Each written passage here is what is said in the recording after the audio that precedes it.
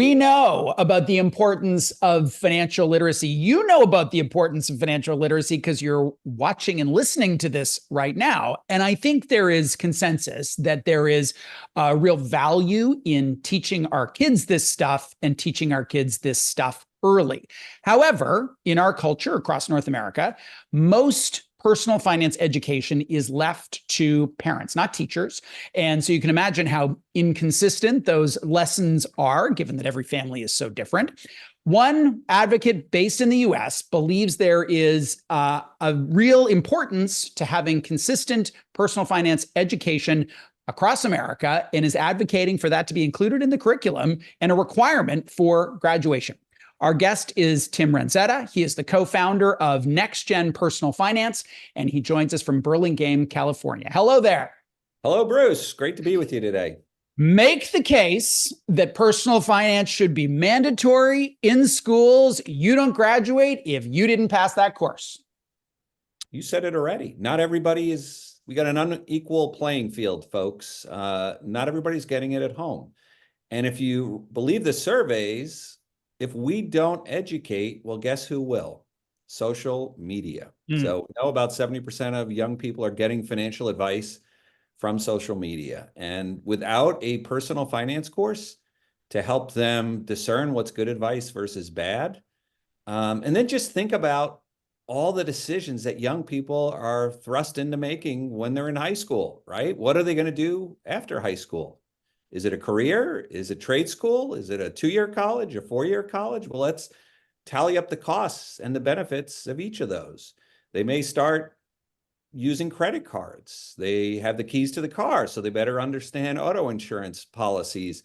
And they may have a part-time job, and there's so much wrapped around that, right? How to read a pay stub, pay taxes, understand what soft skills mean and why they're so valuable. There's so much to cover that an optimal time to teach it, the sooner the better, but a capstone course before they go off into the real world.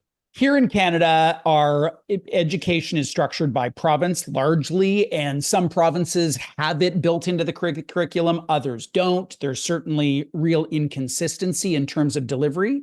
Do you believe it should be one course, the same course delivered uniformly by school boards across America, or would they customize according to the populations in which they serve? Absolutely the latter. It needs to be customized. Nobody knows their students better than the educators. And so when we started Next Gen Personal Finance almost a decade ago, we created curriculum that teachers can customize. They can just make a copy of our existing curriculum and make changes, add questions, delete questions, really tailor it to their audience. Because ultimately, I mean, even when you look at a class, when you look at one class, I mean, we've heard teachers say this, you can have the gamut of folks who parents might be living paycheck to paycheck and others who are doing extremely well. And so it really takes a level of sensitivity also on this topic, unlike any other, I think, where an educator will know best how to deliver these lessons to students. I agree with this as a general idea, but I will weave into our conversation a yeah, but. And the yeah, but that I would weave in here is home economics. So it was a mandatory course for all of us in middle school, grade 7, 8 here in Canada. And it did very little to encourage me to cook at home. I could make, I don't know, spaghetti or whatever. What encouraged me was my mom saying, I'm at work, you make dinner or there is no dinner. How do those two things come together? The theory of the classroom and the practice of what happens in the home? Yeah, I mean, the great part about this is we've seen examples of teachers engaging parents. How do they do it? They send a newsletter home to the parents identifying what's being covered in the classroom. Because we know the reason many parents don't talk about this is they don't feel confident in their own financial situation. And the reason I'm so passionate about this, it was about 12, 13 years ago, I volunteered to teach a course at a high school in East Palo Alto, California, that was serving students who were trying to be first in their family to go to college. And what I saw, there was not only a level of engagement with the students that was unprecedented, but also I started to hear from parents. And so there's a very real ripple effect, multi-generational, when you educate students. They bring these lessons home. So that's the argument I would make. And you need to make sure you're incorporating family, because the family is going to have certain values. The family has thought about money in a certain way. So one of our first lessons is actually addressing that issue front and center. How are you learning about money? Because whether parents talk about it or not, guess what? Young people are keen observers. Oh, 100%, They're 100%. watching. How I would frame it is there's three kind of influences to how a human behaves. There is the knowledge, which can be taught. There's skills, which can be taught and modeled. But then there's the norms of the household. So how do you overcome the reality that a lot of these kids learn all these great lessons about don't carry credit card debt, and they go home and mom or dad says, you know what, I'm tired. Let's order in Uber Eats, despite the fact that that credit card's got, a couple grand outstanding on it. Yeah, I mean, that's a difficult one, right? Because there is this behavior gap between what we know should happen and what we actually do. And I think the best we can do is really have students analyze that, have them think about behaviors, not only their own behaviors, but maybe what they're observing in the household, because it is tricky. But what we find is the sooner we can get young people this information, I remember, for example, showing the students I was teaching a credit card disclosure, and that's called a Schumer box in the US. And they go and look at it. I don't need to say anything. They just look at it and they say, there's a lot of fees. Wow, what's this interest rate? What does prime plus 16 or 18 make? And then they hear that and they're like, we can actually change people's attitudes when we give them the information. And so I just walked away from that session feeling like, you know what, students are going to know when they get a credit card, there's a lot of risk inherent in that. So don't spend what you don't have. Your ambition is bold. It is a plan that would affect hundreds of millions of people over the course of years. What will it take for you to bring this to life, for this actually to be a reality in the, 6 years you have left? Well, there's incredible momentum. You mentioned kind of people saying, well, this is not being taught in schools. We hit a tipping point in the US.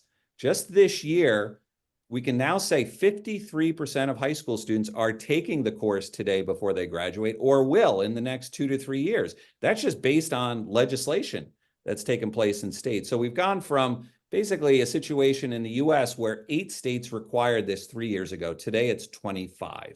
And so there's a tremendous movement. I think people are awake to the fact that without this information, young people are going to learn through the school of hard knocks, so they're going to learn from social media. They deserve a course. And I guess the reason I think it's happening in the US, teachers and students are front and center in the vanguard, kind of making this happen. Because when they speak to legislators and say, here's what's happening in my classroom, or here's what's happening in my life, young people not just taking in this knowledge, but acting upon it. I know classrooms where teachers are posting bulletin boards of all the students signing up for Roth IRAs, thinking about retirement. And people say, young people don't think 10 minutes ahead. How can you ever get them to think to the future? They do it. They have found effective ways to get students to think about their future selves. Yeah, so they got them to think about compound interest in a way that was relevant and meaningful for them. Absolutely. How do you address the tension between financial behavior that serves your future self and the reality of being a human on the planet today, which is one of enormous access to credit and an enormous consumer push on things that you clearly need in order for you to survive the day, either what you eat, drink, or where you travel? There's real tension there. Absolutely. I mean, we spend a lot of time talking about psychology because we're not necessarily wired. We're wired to kind of survive in the savannah, not necessarily in a consumer-driven economy. So the first step is just awareness. Recognize when you're having that feeling, when you're looking at social media of somebody enjoying a great vacation, wearing a great pair of shoes, having the latest in fashion, realizing that you're experiencing this thing called FOMO, fear of missing out. So let's call it what it is. Let's have a conversation. Let's think about it. And, the best advice I've heard is a pause, right? Before you purchase something, put it in a shopping cart, wait a day, wait a week. Do I really need this item? Because you're right, we're drenched in consumerism. And so let's also teach them alternatives like the FIRE movement, right? Whether you agree with the retire early part, this idea of financial independence, let's look at the other side of people who are being incredibly frugal. Not saying that that's the right path either, but let's show them alternative ways to live, because otherwise, if all they know is kind of what they experience around them, yes, it's easy to get dragged into it. One last question before we go here. I think every parent had said of the generation that follows, kids these days are so fill in the blank. But as a parent of a 14-year-old, one of the things I observe is a level of entitlement around material things that just wasn't the same for me as a Gen Xer. But I bet this was a complaint my parents had about my generation too. How do you weave that into curriculum when it's really not about knowledge? It's about a paradigm or a mindset. Yeah, tell me a little bit more about what you're seeing. I've got a 14-year-old too, so I'm always interested. Yeah, well, they want what they want, but there's also a belief that they should have what they want. And I don't know what the stats are in America, but in Canada, 14-year-olds don't work like 14-year-olds worked when I was a kid. We all had jobs. We all babysat. We all had paper routes. I sound like I'm Little House on the Prairie here, but it's a very different time for our kids than it was for me as a Gen Xer. Yeah, I think an exercise teachers tell us can be really effective around that is creating a budget for your life post high school or post college, because when it's on you, when it's all on you. It's exactly. And so you can see, you choose a major that may lead to a salary, and then you create a budget. What does it mean to live independently? What does it mean to have an apartment, to have a vehicle or transportation? What does it mean to have a food budget? Think through all of those things that might be coming through the bank of mom and dad. And then there's an awakening. Like, resources are not unlimited. The idea that I can take an entry-level job and live in the city of my dreams in my own one-bedroom apartment and have the souped-up sports car, probably not a reality. And so teachers don't let students leave that exercise without balancing their budget. Really interesting stuff. Tim, thank you for joining us today. Great to be with you, Bruce. Tim Ranzetta is co-founder of Next Gen Personal Finance, and he is on a mission. It is called Mission 2030, and it is an effort to ensure that high school graduates in the US will complete a personal finance course before they graduate.